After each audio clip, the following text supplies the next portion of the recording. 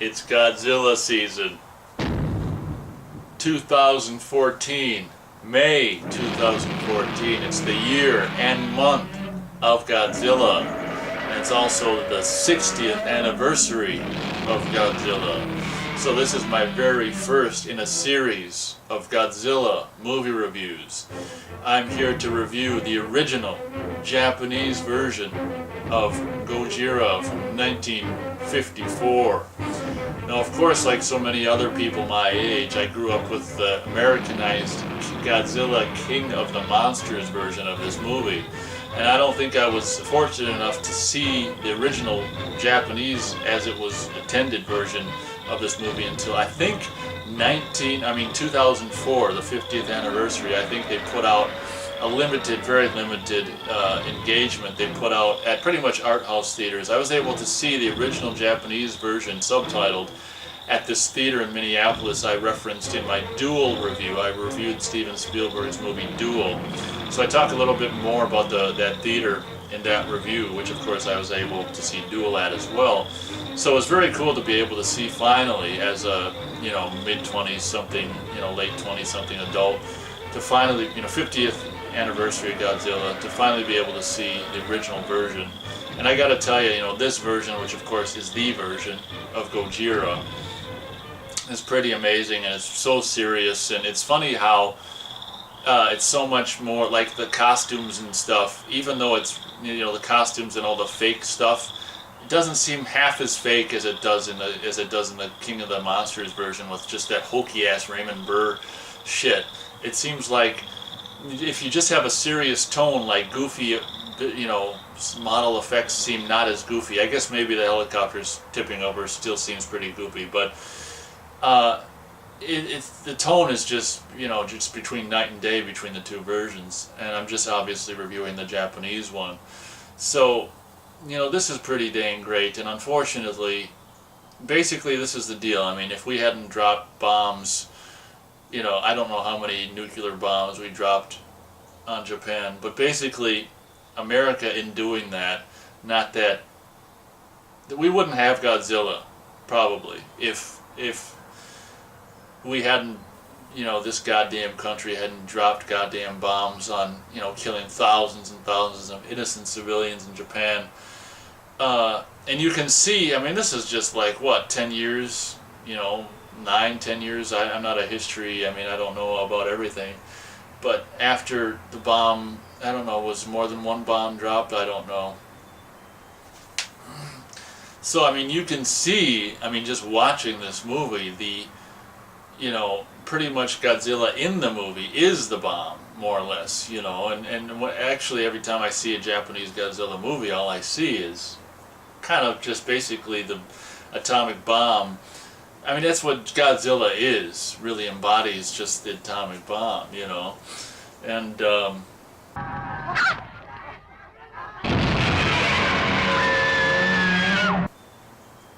it was such a, oh gosh, I don't know, it was such an interesting way for them to, I think in a lot of ways it was a way for them to deal, if I can get really ridiculously deep and stuff, obviously I already said it, Godzilla, it wouldn't have Godzilla if they hadn't have dropped the bombs on them and stuff, but it was just, I don't know, just a way for them to cope with what had happened, let's take this horrible event and make this movie out of it, make this art, make this humanitarian statement about it. And what's interesting about the actual, the actual original version, Japanese version of this movie, Gojira, is that when you really get into the movie, the strongest part of the movie is about that triangle between, I'm afraid I can't remember all their names, but the Serizawa is at the, I'm afraid I can't, I can't confirm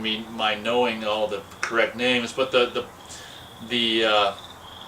eye patch guy, and then the other guy, and then the girl. The biggest drama point of this movie is that, obviously, between her promising not to, ooh gosh, and the amazing scene, which is phenomenal. It gives me goosebumps every time I see it, where, and I think it's great how you don't see it the first time, where she shows him his oxygen destroyer, and you just see her reaction in that music, whatever the hell they came up with to do that. And it's like, and then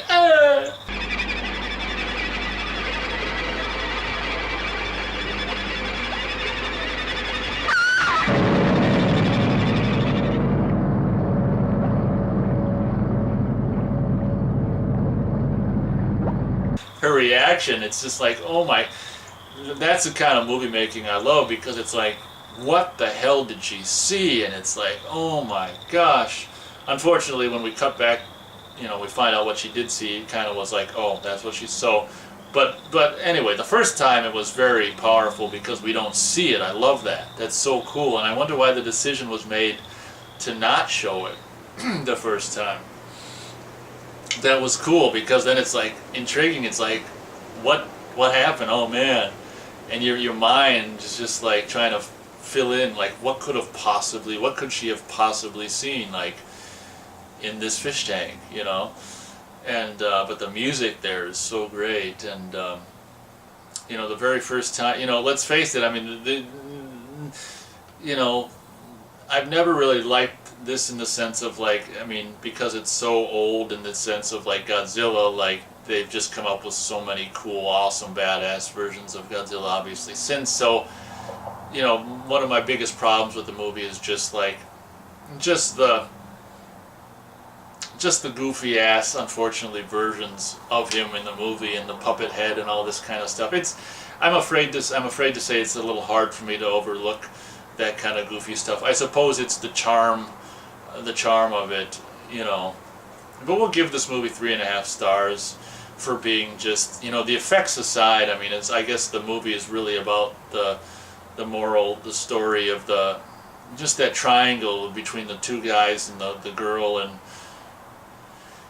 and the sacrifice that he did. Okay, I'm going to use it, but if I use it, I'm just using it this once, and all that stuff that comes up later in the movie. But I can't help but almost get weepy, almost teary-eyed when you see scenes like that one in the ocean before he appears on the island, where the ship is just going along, and it's just like, and because it just, I'm not Japanese, but it makes you just think of the actual bomb, and it's just. もうお父ちゃまのそばに行くのよ。ねえ、もうすぐお父ちゃまのところへ行くの。Like I say, so much, when I see that stuff, especially the early parts of the movie, when the flashes of the light and everything like that, I mean, all I see is just the frickin' nuclear, the atomic bomb, And I think obviously it's in there on purpose like that and stuff, and it just makes me depressed to think about all them people, all them civilians fried and toasted and shit. But that's the unthinkable acts are always done by the government, the mass slaughter, and what's so pathetic is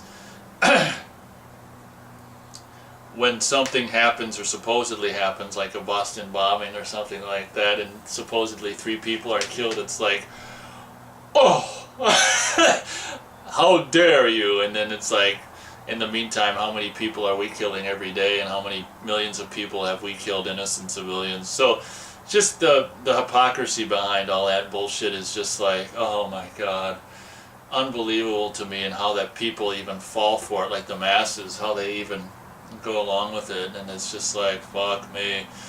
But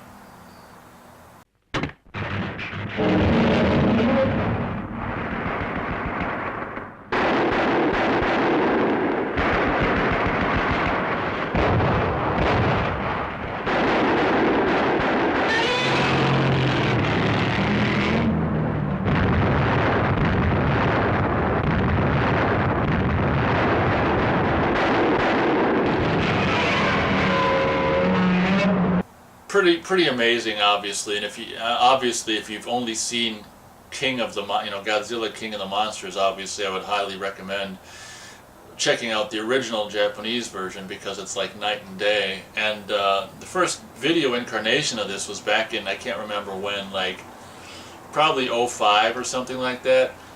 The classic, I can't remember what the hell it was called, Classic Media or whatever, put out the DVD. And I actually I actually prefer the case of the original release, like the DVD release, to the Criterion, because I just like the fact that a lot of times when movies are black and white, I kind of like, to me it makes sense to have black and white packaging, and I just like the imagery, the cover of the original Classic Media release. I mean, I guess the Criterion's version's good too, but I think I like the the Classic Media DVD case better. And then it had that, even they had all them obies on it and stuff, which made it even cooler and stuff. So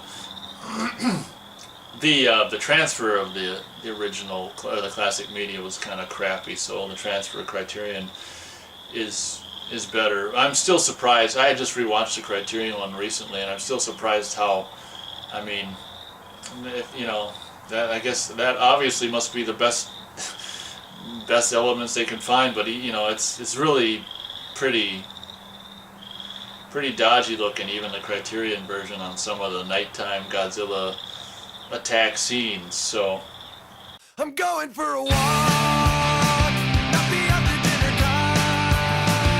I'm gonna use my hands, and I'm gonna use my mind. obviously this is probably one of the most serious and artistic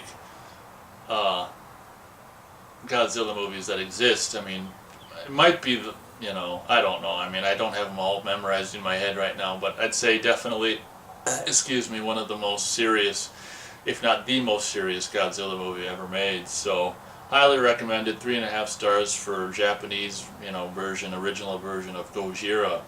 So that was the very first, obviously, review, and got my series of Godzilla reviews. Now, don't quote me. Are you ready for this? This is, originally I said I'm going to just do my favorite Godzilla movies. Are you ready for this? I'm not promising anything, but my plan, since this is the summer and the year of Godzilla, my plan is to rewatch and review, I probably shouldn't say this because I'll feel like an idiot later on when I can't do it, every single Godzilla movie. I've already watched rewatched the first four, so I've already started. So that's the plan. I'm not promising anything because it's quite a workload, but that's the plan. In a perfect situation throughout the rest of this year, or even if it goes into next year, I don't know. But since I just figured, you know what, this is the 60th anniversary. This is 2014, the year of Godzilla.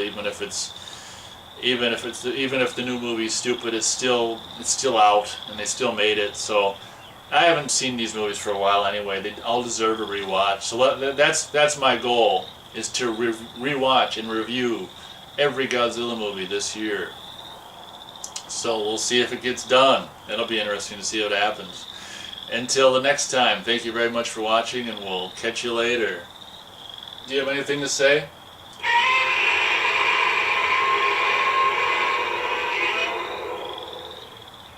I thought so.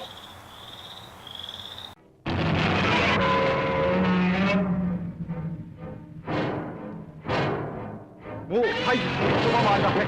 我々の命もどうなるか、ますます近づいてまいりました。いよいよ最後です。右手を塔にかけました。ものすごい力です。いよいよ最後。さようなら皆さん。さようなら。